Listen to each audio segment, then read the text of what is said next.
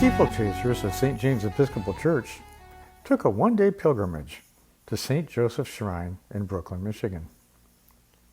A shrine is distinct from a typical parish church because it has no geographic boundaries and because it's been designated as a destination for pilgrimages based on a special relic, a miracle, or a holy event of faith. People of faith primarily travel to St. Joseph's Shrine to visit structures built by acts of faith. St. Joseph Church, the Grotto of Our Lady of Lourdes, the outdoor Stations of the Cross, and the Irish Immigrants Memorial. St. Joseph's Shrine is nestled in the heart of the Irish Hills, a scenic area in southeastern portion of Michigan's Lower Peninsula. The lakes and rolling green hills attracted a great number of Irish immigrants who settled there after the tragic potato famine in Ireland in the mid-1800s. A majority of those Irish Catholic immigrants began constructing a building that would become St. Joseph Church. Each year, local farmers would gather stones from their land and bring them to fashion the walls of the church. Each year, more of the wall would be built a little higher, until the walls were complete. More than 100 years later, we can see lines in the cement mortar marking the yearly progress on the stone walls. This photo shows how the church looked in 1917.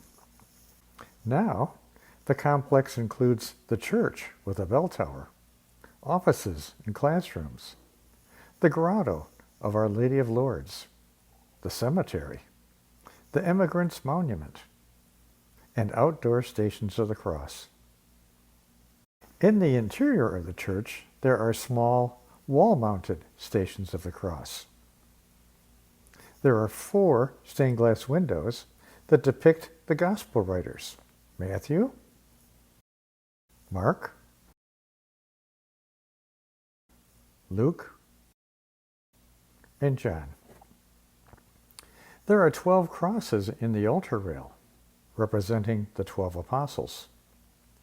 On close inspection, we can see that one of the crosses, the one signifying Judas, is facing backwards, denoting how he turned away from Jesus and betrayed him.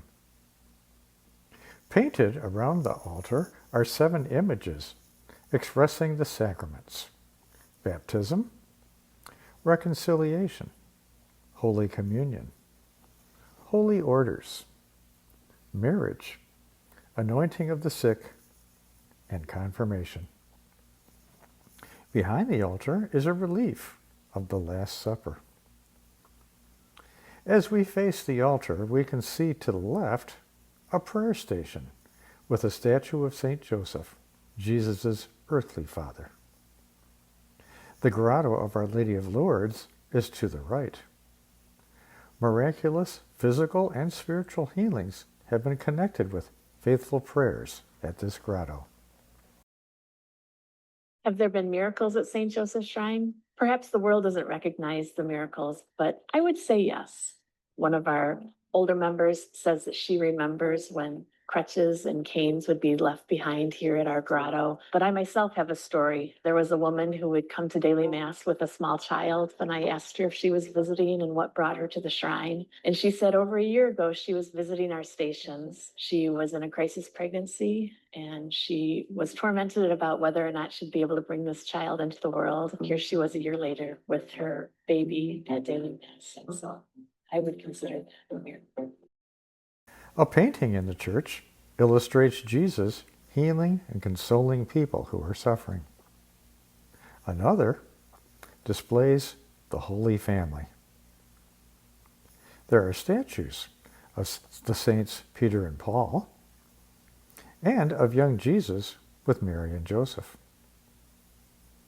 Outside the church building, the congregation constructed an Irish Immigrant Memorial, which remembers those who came to America from Ireland to escape starvation caused by the potato famine in the mid-19th century. Sitting atop the stone doorway is a beam from the actual pier where the immigrants stepped onto ships, leaving Ireland in order to begin their treacherous journey across the Atlantic Ocean to the United States. Below the doorway is an empty bowl, representing the refugees' hunger for food and for a new life in America. The tiles around the floor of the monument name each county in Ireland. They're engraved in English and in Gaelic. Near the stone Celtic cross are flags of the United States, Ireland, the Roman Catholic Church, and the state of Michigan. On both sides of the church, there's a cemetery with the gravestones of the founding members of St. Joseph and of their descendants. One grave marker is designated in memory of the unborn. Behind the church and along the lake are the 14 stations of the cross. Near the beginning of the pathway for the stations, there's a scene depicting the crucifixion. The sculptures of Jesus on the cross and two women are made of marble that came from the same quarry where Michelangelo acquired stone for sculpting his statues of David and the Pieta. A plaque explains that the outdoor stations are dedicated in memory of the undaunted faith of the Irish pioneers, whose bodies lie in the hallowed ground of the cemetery, and to Father Gabriel Richard, pioneer missionary, who in 1826 sponsored the building of the Chicago Pike, which passes by these sacred premises. The Chicago Pike followed the path of the Native American Sauk Trail and connected Detroit with Chicago. The Chicago Pike is presently known as US 12. Instead of marble, the 14 stations are molded and carved from concrete. The first station, Jesus is condemned to death. This was made to serve as a depiction of Pilate's court. This photo shows what the station looked like in the early 20th century. Because of Michigan weather, some of the structures deteriorated and needed to be removed. This is how the first station looks now. It's designed to depict a courtyard, as it may have looked at the time of the Roman occupation of Jerusalem. In the pavement, pilgrims to the shrine can see an indentation of a horse's hoof and a soldier's boot print. Like the other stations, this one includes a tile mosaic illustrating the station's meaning. The second station, Jesus carries his cross. Above the archway is an image of the devil, indicating the evil that was being done. The tile illustration shows soldiers bringing the cross to Jesus.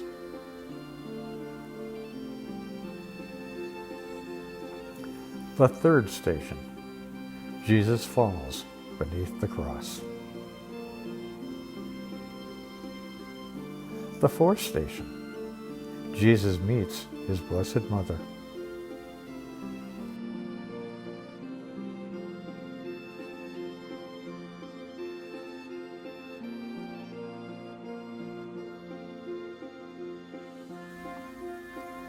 The fifth station, Simon of Cyrene helps carry the cross. When this and a few of the other original concrete stations started to crumble, the Knights of Columbus built some wooden structures on which the tiles could be displayed. Behind this station, there's an arrangement of stones fashioned into the shape of a Celtic cross. The sixth station, Veronica wipes the face of Jesus.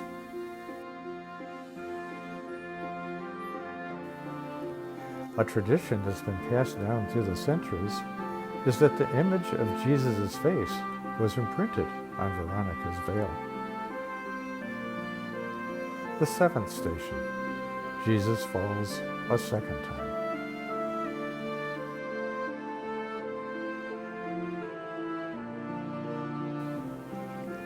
The eighth station, Jesus consoles the holy women. Jesus set aside his own suffering and pain and stopped to console the weeping women of Jerusalem. The ninth station, Jesus falls a third time.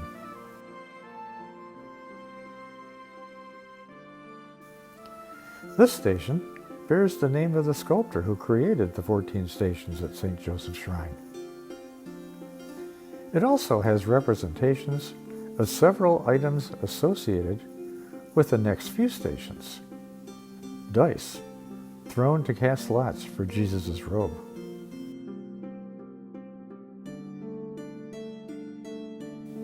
The sign that was posted on the cross declaring Jesus as King of the Jews. A pail, sponge, and stalk of hyssop, used when Jesus said, "I thirst." A rope and pulley for raising the cross, and a ladder to lower Jesus' body after he died, and the tomb in which his body would be buried. The 10th station, Jesus is stripped and receives gall to drink.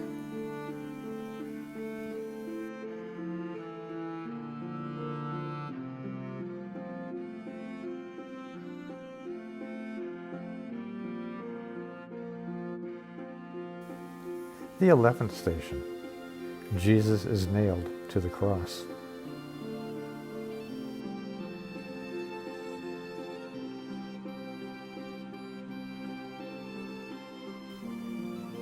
The 12th station, Jesus dies on the cross. By willingly and literally giving his life, Jesus gave proof of his love for humankind. The 13th station, Jesus is taken down from the cross. Reddish stones were used to shape a heart around the tiles. The 14th station, Jesus is laid in the tomb. Although the 14th station is the final stop along the way of the cross, the burial of Jesus is not actually the end. So, placed above the 14th station is one more sculpture, that of the risen Christ. Having completed our pilgrimage to St. Joseph's Shrine, St. James steeplechasers returned to their cars to have a tasty meal together in the town of Brooklyn, Michigan, and then began their ride back home.